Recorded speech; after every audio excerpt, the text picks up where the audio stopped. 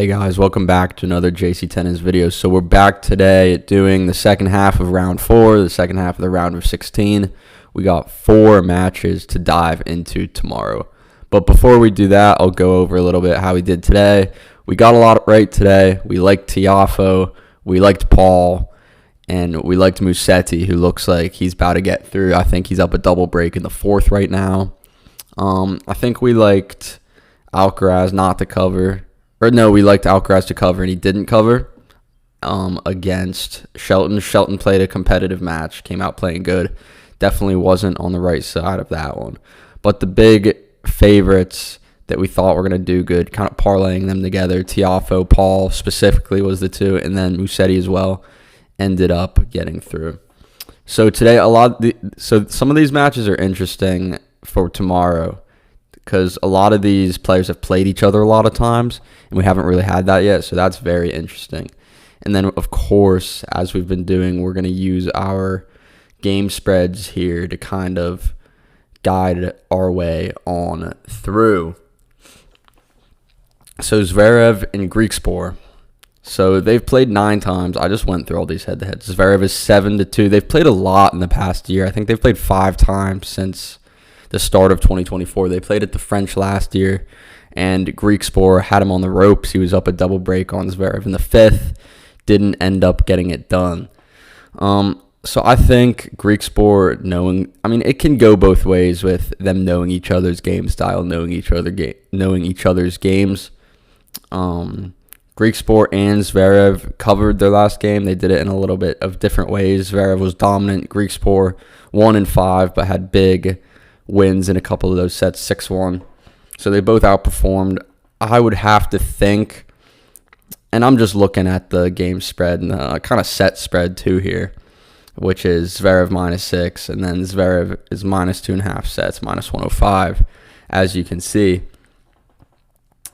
I think the way Zverev played against Kabuli, it was legit. Zverev in these best-of-5 tournaments, I think, raises his game, especially in the first week, in the first 5 matches.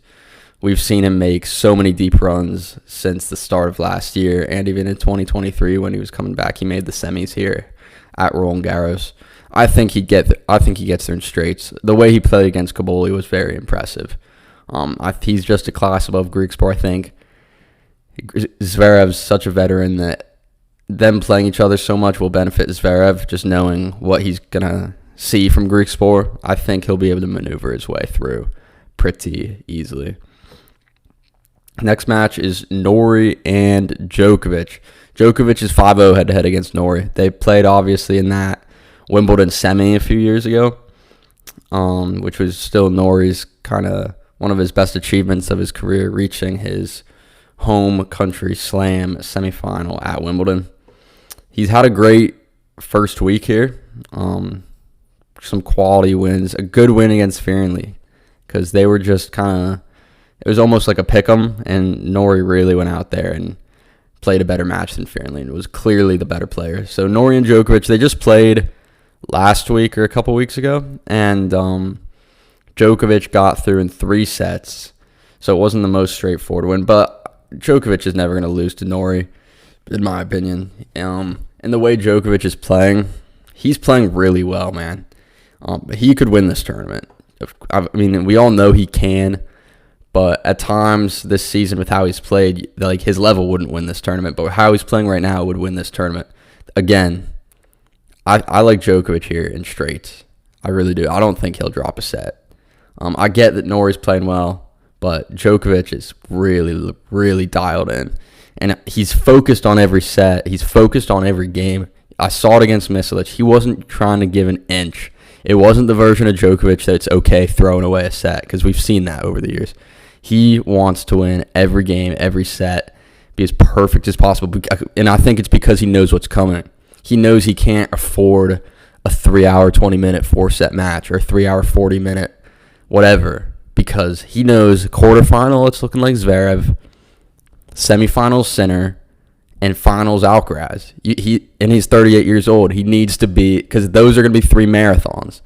If he advances through as far as he can. So I think he knows that, and this is his last kind of freebie match. He has benefited from having some easier matches in these first 4 rounds, and I think he's going to take advantage again and get through in straights pretty routinely to save himself for just an incredible stretch of opponents that he has to play.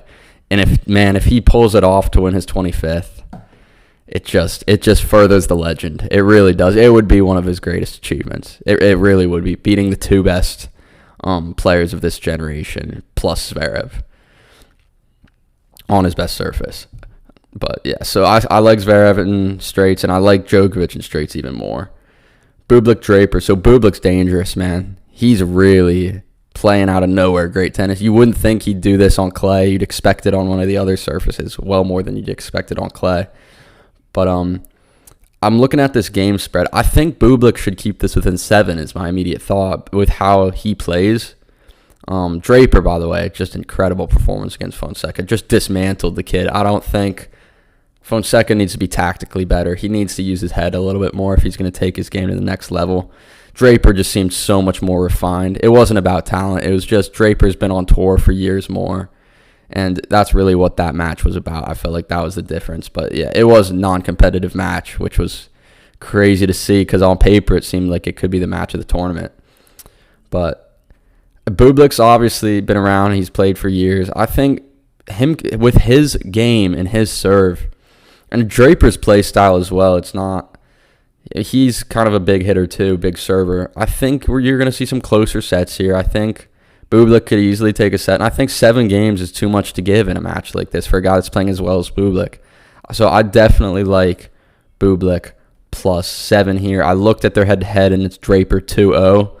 But I don't think that means much because Bublik for the better part of the last year or two has been pretty bad. And this is kind of, I mean, he played, and it's not out of completely nowhere because he just won a tournament a week or two ago. I don't know if that was a challenger or a 250. I think it might have been a challenger that he just won. But so he's had some form coming in here out of nowhere on the clay. And yeah, I just think 7 games is too much to give him when he's playing this good. Like, it should be a semi-competitive match, I'd say. Kind of maybe similar to the Shelton-Alcaraz type match today, where Draper... where Alcaraz was kind of always in control today, but it was still a pretty competitive match. I see a similar type of match with Draper Bublik tomorrow. Sinner Rublev, I think Sinner just thrashes him. I think the head-to-head here is 6-3, and I think it's 4-1 since Sinner's kind of become Sinner, which has been like end of 2023. I think it's 4-1 Sinner since then. With how good, it's just Sinner does everything Rublev does, but better, but way better. I get Rublev's playing good right now. He's had some form last week coming in, played a good first week, winning a lot of sets, winning routinely. But Sinner's a different animal, man. I think I'd take Sinner in straights here, the minus 2.5 sets. Probably parlay it with Djokovic or Zverev money line if you could get those. And I think that'd be a pretty nice 2-legger because I don't think Sinner's gonna lose a set here. Again, I'm liking a lot of favorites, which I did yesterday, and it paid off. So today, the 3 favorites won, and then the big underdog covered. And I guess that's exactly what I see tomorrow. But it's a little bit different type of favorites. Zverev's a big favorite. Djokovic is a big favorite. Sinner's a big favorite. Like, they're all big favorites, as when today's matches, it was 3 kind of slight mid favorites. So it's a little bit different, but I think it makes sense for a lot of the favorites to kind of, like, the round of 16 is when a lot of these kind of middle-ranked players ranked between 20 and 40 or whatever, kind of, they run their course. They finally play an Avenger. They play a Zverev. They play a Djokovic. They play a Sinner. So it makes sense that the big names, kind of the favorites that are playing good, kind of start making it through pretty easily in these matches and, you know, just winning and covering and whatever. It makes sense in my head that the favorites are coming through at this point in the tournament, and that's exactly what I see for these matches tomorrow. So yeah, I really like my reads on these ones. I think you're gonna see some straight set wins for these top players, Sinner, Djokovic, Zverev, and then Bublik, I think, to fight and claw in that match against Draper. But yeah, that's really all I have for this one, guys. I hope you guys enjoy this content and can take something from it Don't follow it blindly. Just take it and kind of use it in your own way. But yeah, that's really all I have for this one, guys, and I'll see you next time.